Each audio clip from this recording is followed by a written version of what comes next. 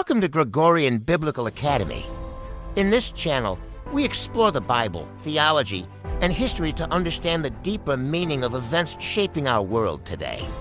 Our goal is not to promote fear or speculation, but to carefully examine global developments through the lens of Scripture and thoughtful theological reflection. Today we ask a question that has fascinated believers, scholars, and historians for centuries. Are we living in the last days? Around the world, headlines increasingly speak of war, geopolitical tension, and global instability. Conflicts in the Middle East continue to dominate international news at the same time. Discussions about the possible rebuilding of a third temple in Jerusalem have resurfaced in religious and political discourse. For many Christians, these developments raise profound questions. The Bible speaks of wars and rumors of wars. It speaks of nations in turmoil. And it speaks of events surrounding Jerusalem that will play a central role in the unfolding of God's redemptive plan. But what exactly does Scripture say? And how should we understand these developments responsibly? To answer that question, we must begin with the biblical story itself. The temple in the biblical imagination in the Bible, the temple is not simply a building. It represents the meeting point between heaven and earth, the place where God dwells among his people. The first temple was built by King Solomon, described in the books of Kings and Chronicles. It stood in Jerusalem as the spiritual center of Israel until it was destroyed by the Babylonians in 586 BC. Decades later, after the exile, the Jewish people returned and built the second temple. This was the temple that stood during the time of Jesus. In the Gospels, Jesus taught and preached within its courts. He also made a remarkable statement. In the Gospel of Matthew, Jesus predicted that the temple would one day be destroyed. And in AD 70, the Roman Empire destroyed Jerusalem and the Second Temple. For nearly 2,000 years, the Temple Mount has remained one of the most contested religious sites in the world. But some biblical interpreters believe Scripture points to the possibility of a future temple. The idea of a third temple. Several passages have led theologians and scholars to discuss the idea of a third temple. In the book of Daniel, references appear to a sanctuary and sacrifices during a time of great tribulation. The Apostle Paul, in Thessalonians, speaks of a mysterious figure who will seat himself in the temple of God, and in the book of Revelation, John describes measuring a temple during the final period of history for some Christians. These passages suggest that a future temple could exist during the events leading up to Christ's return. In recent decades, several Jewish organizations in Israel have expressed interest in preparing for such a possibility. The Temple Institute in Jerusalem, for example, has reconstructed ceremonial objects described in the Hebrew Bible. However, the Temple Mount today is also home to the Al-Aqsa Mosque and the Dome of the Rock, two of Islam's most sacred sites.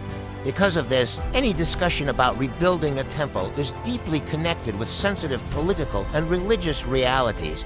This makes the topic not only theological but profoundly geopolitical. Global conflict and biblical prophecy. When Jesus spoke about the future in Matthew 24, he described a world marked by upheaval. Nation will rise against nation, and kingdom against kingdom. For centuries, Christians have debated how these words should be interpreted. Some see them as descriptions of recurring patterns in human history. Others believe they point toward a climactic period before the return of Christ today. The Middle East remains one of the most volatile regions in the world. Wars, alliances, and rivalries continually reshape the political landscape. Because Jerusalem stands at the crossroads of three major religions, Judaism, Christianity, and Islam, events that resonate globally. This is why discussions about the temple prophecy and the end times often reappear whenever tensions in the region intensify, yet it is important too. Remember something essential. The Bible never calls believers to speculation, but to faithfulness. What did Jesus actually emphasize? When the disciples asked Jesus about the end of the age, his response focused less on predicting dates and more on cultivating spiritual readiness. He warned against deception. He called his followers to endurance, and he emphasized that the gospel must be proclaimed to all nations. The message of the New Testament consistently points to hope rather than fear. The return of Christ is not portrayed as a catastrophe for believers, but as the fulfillment of God's promise to renew creation. The Apostle Paul describes this moment as the time when Christ will reconcile all things and establish his kingdom in fullness. In this sense, biblical prophecy is not merely about political events or buildings in Jerusalem. It is ultimately about God's redemptive plan for the world. Why this conversation matters today, so why discuss the Third Temple, global war, and the return of Christ today? Because these themes remind us that history is not random. The Bible presents history as moving toward a purpose. It reminds believers that even in times of turmoil, God remains sovereign. For Christians, the question is not simply when these events will occur, but how we should live in the meantime. Scripture repeatedly calls believers to pursue justice, humility, faithfulness, and love in the present world. The anticipation of Christ's return is meant to inspire hope and ethical responsibility, not anxiety, conclusion. So today we have explored three interconnected themes: the biblical significance of the temple, the complex realities surrounding Jerusalem, and the Christian hope in the return of Christ. We have seen that the idea of a third temple arises from certain biblical passages and ongoing religious discussions. We have seen that global conflicts, especially in the Middle East, often reignite interest in biblical prophecy, and most importantly, we have seen that the central message of Scripture is not fear about the end of history, but hope in the ultimate victory of God's kingdom.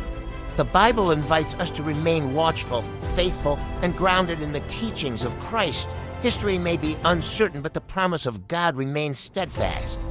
If you found this exploration meaningful, please consider supporting the work of Gregorian Biblical Academy by subscribing, sharing this video, and supporting our research and educational initiatives. You help us continue producing thoughtful biblical content that bridges theology, history, and contemporary issues. Thank you for watching, and we look forward to exploring Scripture together again.